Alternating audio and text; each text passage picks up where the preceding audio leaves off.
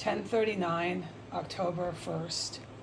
Okay, so I'm able to be in here for about 5 minutes, like physically, no matter what I'm doing, okay? It's because of that whole, you gotta be really careful before you come over here and check and make sure. That's a military with the weapon system. It has to do with catastrophic bombs and bombs. It's just big explosions, and it's not your chemical explosive weapons that reek and fumigate and engulf in stench of chemical and burning and turpentine. This house, it's something way fucking worse and more powerful, and they drill and drill and drill all over, and we'll do a documentary for that. But that is a big reason why I'm having trouble coming in here since I woke up.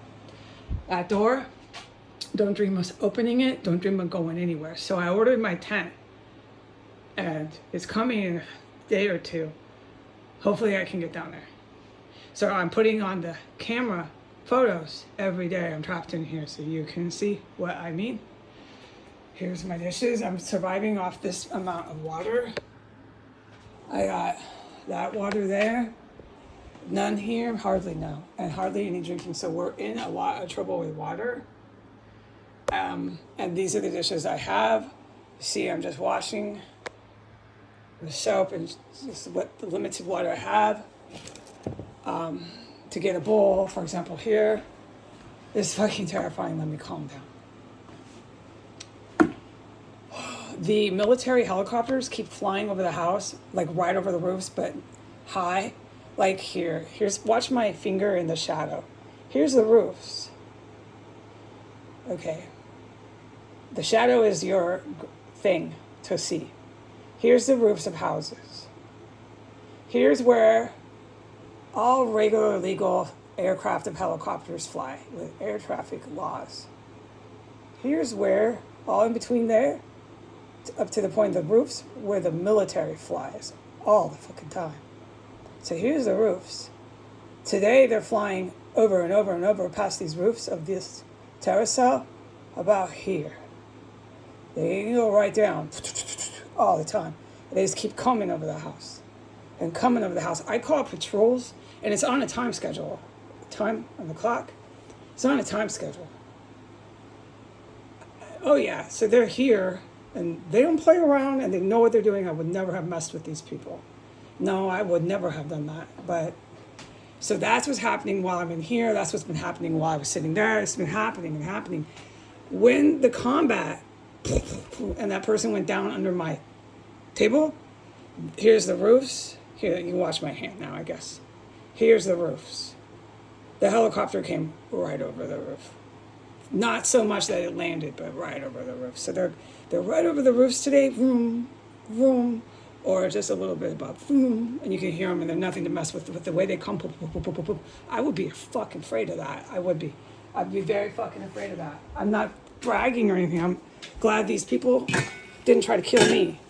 That's what I'm saying. They're capable of doing that. I'm really glad they didn't try to fucking kill me, man. I don't know who they are or what they look like. What I'm making for my survival is this. I'll be eating this in the camp yard. Jesus showed me this. Let me set down my hot pan. It's for like really low scale camping, you know, because if you were camping in a normal life, you might want to bring some cool food, but that would be me if I went camping. So in the situation I'm in, this is what I would be eating, and this is something I'm going to go ahead and share. So you take 3 packets of quick grits. This is butter flavor, okay? Jesus showed me that. Get the butter flavor, quick grits. Okay, so on the instructions it says, half a cup, no. You want it thick like grits, professional chefs cook grits. You don't want it thin. So if you follow these instructions, it's gonna be like thin soup.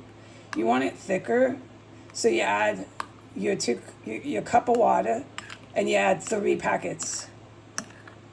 Okay, and what I'm doing essentially, I'm not going to stir it and do all that on film, is I'm adding cheese. I'm making cheese and grits. And you know what? It's really good. And you know what? It survives. And you know what? It's good enough to, if you were in a pinch in the camp yard like I'm going to be, or stranded in a room, unable to get out, you're actually eating it going, this is really good. Or if you're in your house and you just don't want to cook and you have quick grits, I would have this in your pantry. It really can't hurt to buy it. You just have to know what to do with it. Add a dab of butter, a little salt, 2 slices of cheese, get some hot water. It's all it takes. It's really good. It's not so good you want to cook this and invite your friends over for dinner. That's not what I mean. So you add this, you add the oil, not the sauce, not the hot sauce. You add the oil. I'm more gourmet. I can't help myself. You add a whole bunch of this Chinese oil. There's a reason why it's oil, but I'll show you why. Because by the time you stir it up, okay, I might add a lot, but you can figure if you add less, it applies to what I'm saying. By the time you stir it completely up, it doesn't change it doesn't change the stuff in the food. It changes the color slightly, okay, because you added orange oil. But it's not like dumping a whole bunch of hot sauce because you're adding sauce. This is oil. Oil gives you the hot, but not dumping another entire sauce in here. Okay, Tabasco sauce. No, get the oil. It's a trick of the trade for chefs. You want the hot? Get the hot oil, and they make it in China. They're famous for that, hot oils. Add that to your cheese grits. I gotta do my cheese now so it's melted, and I can't do it on film. Let the cheese melt, and you got cheese grits. It's so fucking good with hot stuff in it, but it's not hot sauce, so you know it is better. It's the trick of the trade.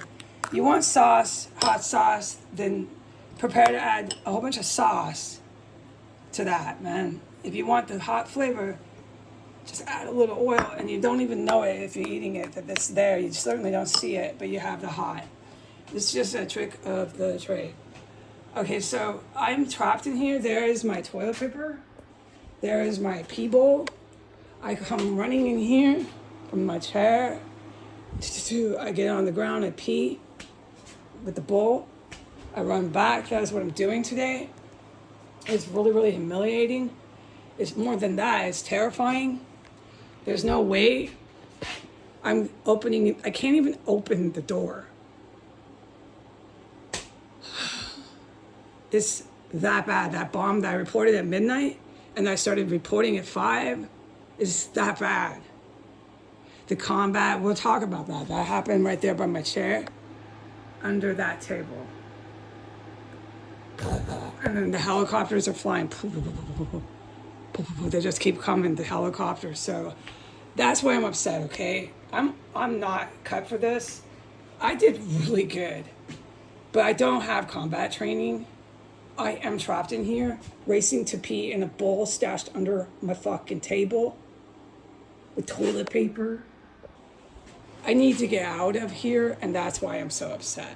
I did get the tent, and I do plan to eat what Jesus showed me how to cook for dire straits in my camp yard to survive. And I will have the electric power. I'm in shock about this, but I really am going to camp yard, people. The Department of Justice is storming in here. They're storming in here, and they're taking over everything. They're taking over everything, and there's going to be all these terrorists back in here. Law enforcement, plain clothes, law enforcement uniform, and they're going to fill up these rooms and do everything I survived and witnessed.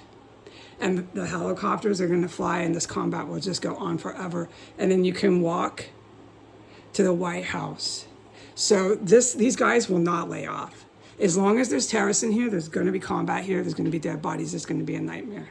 I need to get out of here, so I'm glad that I bought the tent.